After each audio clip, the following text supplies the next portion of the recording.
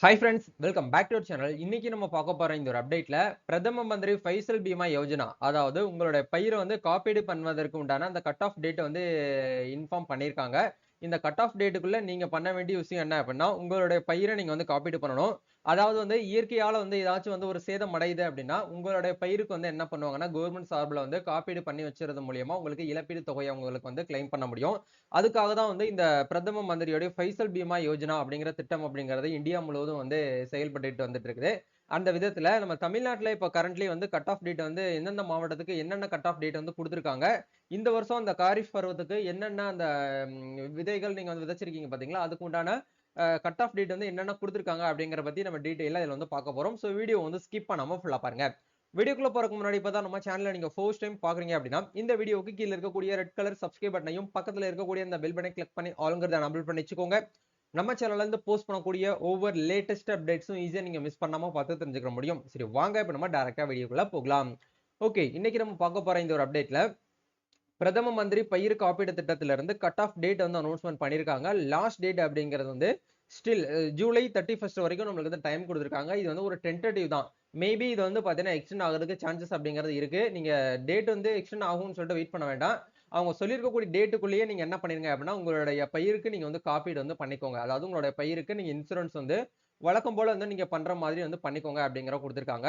இந்த வருஷம் 2025ல காரிஃப் பருவம் அப்படிங்கிறத வந்து குடுத்திருக்காங்க. அதாவது வந்து ராபி, காரிஃப் இந்த 2 விதமான சீசன் அப்படிங்கிறது வந்து இருக்கு. அந்த விதத்துல இந்த காரிஃப் பருவம் அப்படிங்கிறத வந்து இந்த இடத்துல மென்ஷன் பண்ணி குடுத்திருக்காங்க பாருங்க.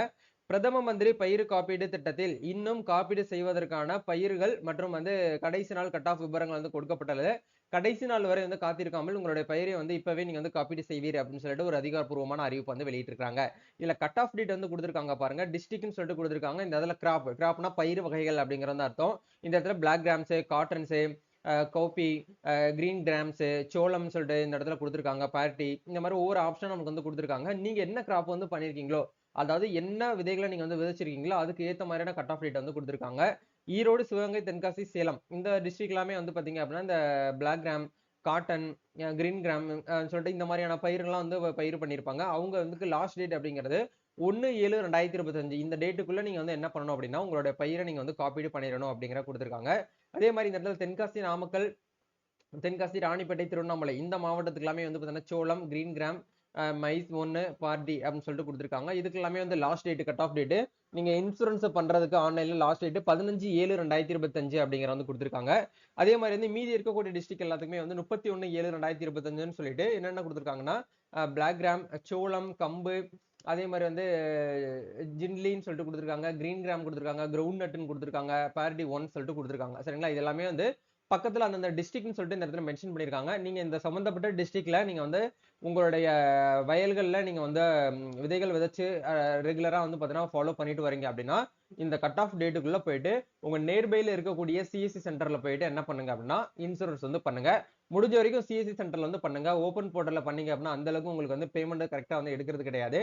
அதனால உங்க நியர்பைல இருக்கக்கூடிய சிஎஸ்சி சென்டர்ல போயிட்டு இந்த ஒரு விஷயத்த நீங்க வந்து பண்ணீங்க அப்படின்னாலே, அம் இயற்கையால ஏதாச்சும் வந்து ஒரு சேதாரம் ஆகுது அப்படிங்கிற பட்சத்துல கண்டிப்பா உங்களுக்குமே வந்து என்ன பண்ணுவாங்கன்னா, கவர்மெண்ட் சார்புல இருந்து அந்த ம் இழப்பீடு தொகையை உங்களுக்கு வந்து குடுப்பாங்க. சரிங்களா? இதுதான் வந்து பாத்தீங்கன்னா கான்செப்ட். வேற ஏதாவது உங்களுக்கு இன்சூரன்ஸ் பண்றதுல வந்து டவுட்ஸ் இருக்கு அப்படின்னா நீங்க வந்து கமெண்ட் பண்ணலாம்.